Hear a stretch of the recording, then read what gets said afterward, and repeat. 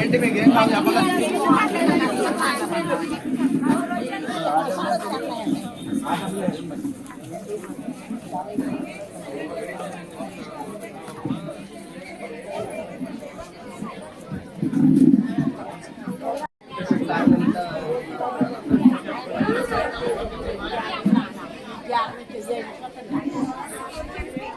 చెప్పండి.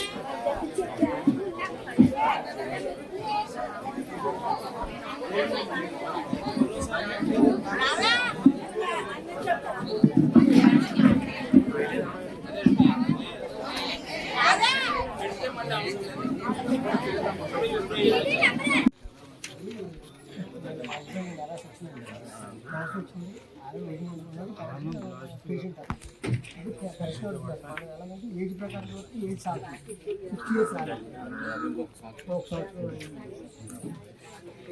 ఎలిజిబిలిటీని బట్టి చెక్ చేసి దీని మీద మీరు యాప్ మీరు వేసేది కాదు.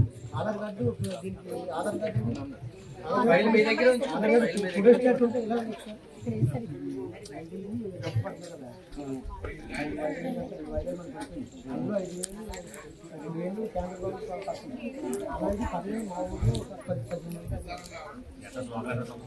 ₹2,000 పట్టారు. స్టేట్ గవర్నమెంట్ అందరికీ అగ్రికల్చర్ ఆఫీసర్ ఉన్నారా? ఏమో రాదు.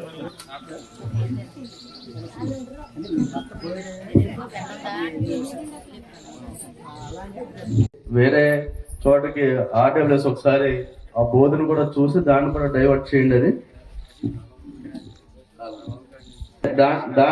దాన్ని కూడా మనకి ఏంటంటే మన కాశీ గారు స్వామి గారు కూడా వచ్చే శ్మశానం గురించి అయితే ఆ శ్మశానం కూడా శాంక్షన్ అయింది 20 లక్షలు.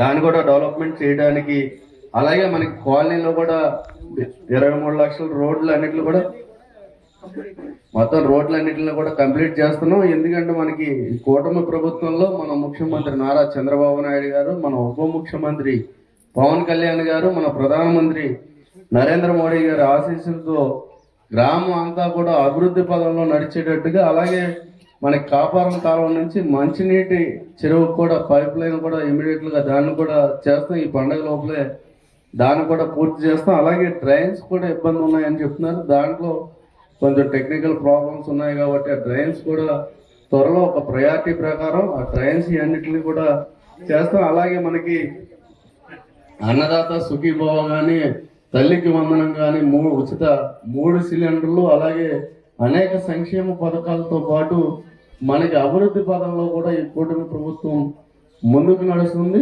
మనకి ఏది కావలసినా ఇది ప్రజా ప్రభుత్వం. మేము ఈ కూటమి ప్రభుత్వం ప్రజలకు ఎప్పుడూ అందుబాటులో ఉంటూ ప్రజలకు ఏం కావాల్సి అది తీర్చే విధంగా అన్ని ప్రణాళికలు ఉంటాయి. గతంలో ఎన్నడూ చేయనట్టుగా కూడా మన గ్రామంలో కూడా సుమారుగా ఒక 90 లక్షలతో అనేక అభివృద్ధి కార్యక్రమాలు చేసాం. అలాగే మనకి కనెక్టివిటీ పెంచేటట్టు మందలపురం నుంచి క్రూవీడు అంటే మీ బావిపాలెం మీదుగా కూడా ఆ రోడ్ ఆల్రెడీ WBM రోడ్లు ఏర్పాటు చేసాం. దాన్ని బీటీ రోడ్డుగా కూడా అంటే తార్ రోడ్డుగా కూడా త్వరలోనే ఇప్పటికే 1,70 లక్షలతో చేసాం. అది ఇంకా 3 కోట్లతో ఆ రోడ్డును కూడా కంప్లీట్ చేస్తాం. ఇంకా మనకి ఇంకేమైనా కావాల్స్తే వాటర్ ట్యాంక్ కానీ మిషన్ ద్వారా కూడా ఇంకా మనకి అక్కడే ఫిల్టర్ అయ్యి వచ్చేటట్టు మనకి గ్రిడ్ నడుస్తుంది. దాని ద్వారా కూడా మనకి ఇక్కడ వాటర్ ట్యాంకులు, పైప్ లైన్లు ఇవన్నిటిని కూడా త్వరలోనే ఒక ప్రణాళిక ప్రకారం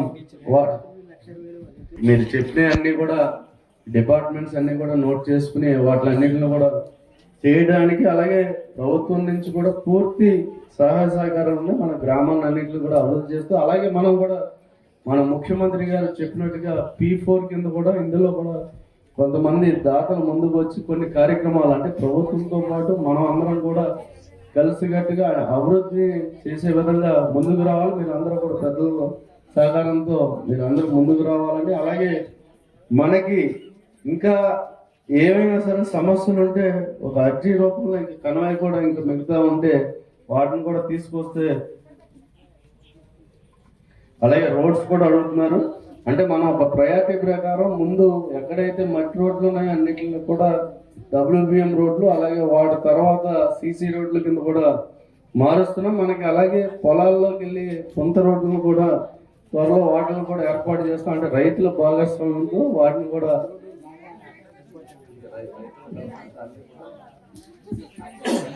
అలాగే ఇరిగేషన్ లో కూడా మనకి అన్నిటిలో కూడా చాలా వరకు పూడికలు తీయటం, అంటే గతంలో ఆ కాలువలన్నీ కూడా నిర్వీర్యం అయి ఉంటే వాటిలన్నిటిలో కూడా ప్రక్షాళన చేస్తూ ఎక్కడైనా ఆక్రమణలు ఉంటే వాటిని కూడా తొలగిస్తూ వాటిలన్నిటిని కూడా మెరుగుపరిచి మనకు వ్యవసాయానికైనా తాగునీరుకైనా ఇబ్బంది లేకుండా చేస్తున్నాం. మీరందరూ కూడా ఇంకా అంటే అన్ని సమస్యలు ఒకేసారి పరిష్కారం అవ్వవు కాబట్టి మనం ఒక ప్రయారిటీ ప్రకారం ఏది ముఖ్యమైతే అది దాన్ని కూడా తీసుకెళ్తాం. అలాగే ఎలక్ట్రికల్ డిపార్ట్మెంట్ దగ్గర నుంచి కూడా మనకి శ్మశానం దగ్గరికి లైన్లు అడిగారు, వాటిని కూడా త్వరలోనే ఏర్పాటు చేస్తాం. అలాగే ఆ డిపార్ట్మెంట్ కూడా పూర్తి సహాయ సహకారాలు ఉన్నాయి మనకి.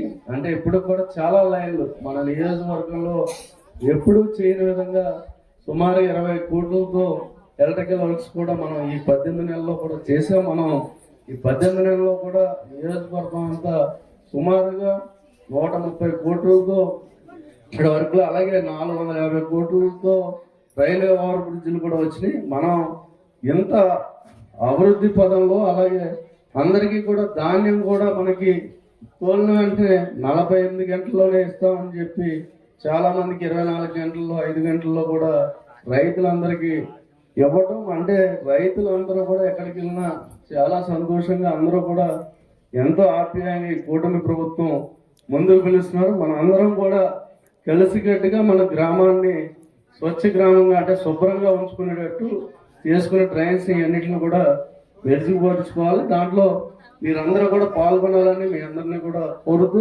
ఈరోజు ఈ అవకాశం ఇచ్చిన మీ అందరికీ కూడా నా హృదయపూర్వక